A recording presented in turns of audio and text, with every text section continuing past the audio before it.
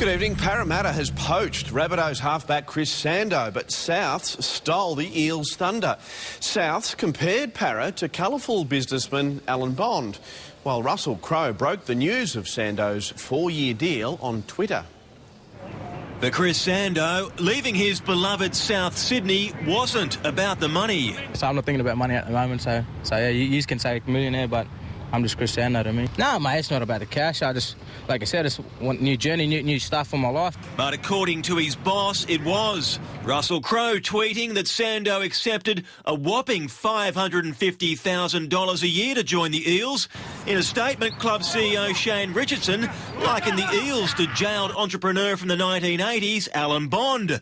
Fighting words to Parra. If we reacted or someone at our place reacted in this manner, that I, CEO, would be disappointed. And I think that's obviously something other people need to judge, and those people that were involved need to probably have a good look at themselves. The real figure to sign Sandow, closer to $400,000 a year. Still big money, but the Eels say it was Souths who opened the door. I think one of the reasons that we managed to get Chris was that there was probably a feeling, perhaps from him, that there wasn't a lot of interest for South, which we found intriguing. While Sandow signing is welcome news at a club that hasn't won a premiership in 25 years, the news wasn't so well received at Redfern. Fans and former Rabbitohs questioning why the club re-signed John Sutton before the informed Sandow. I haven't been sleeping well, actually, to be honest, but I come in every day, look at the boys and say, I'm leaving these guys, you know. The final say on Sandow, belonging to cult hero Eel,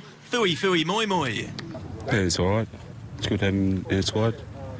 It's good to team. Adam Hawes, 10 News. Todd Carney.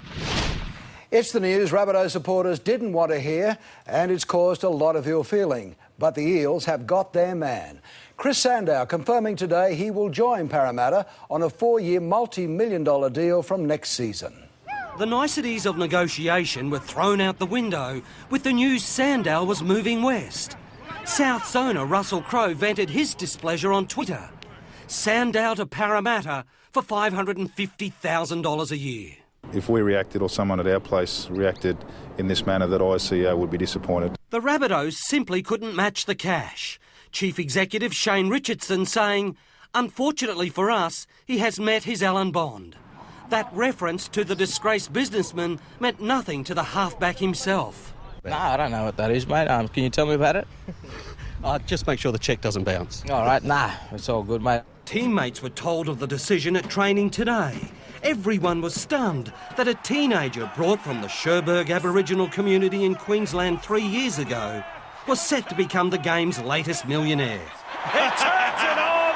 Little Chrissy Sandow! I just got to keep thinking about footy, mate, you know, so I'm not thinking about money at the moment. So yeah, you can say millionaire, but I'm just Chris Sandow to me. In a tight market for number 7s, the Rabbitohs say they will look at every option. Everything's a possibility at this stage. We've got a few options there. But, you know, I can't really divulge who we're really going to chase at this stage. Clinton Fletcher, 9 News. And now to Danny Weiler, who first broke the story of the Eels' big offer to Sandow. Now, Danny, you said at the time he seemed certain to end up at Parramatta. Well, that's the case. So where are Souths looking for a halfback?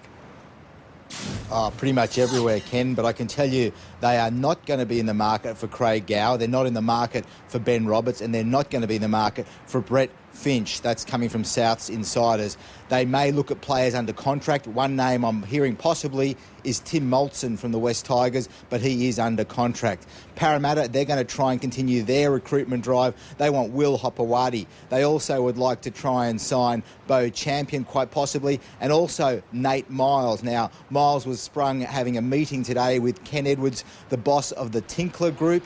Also up here on the Gold Coast, Ken, they're very, very keen to try and bring Nate Miles up here.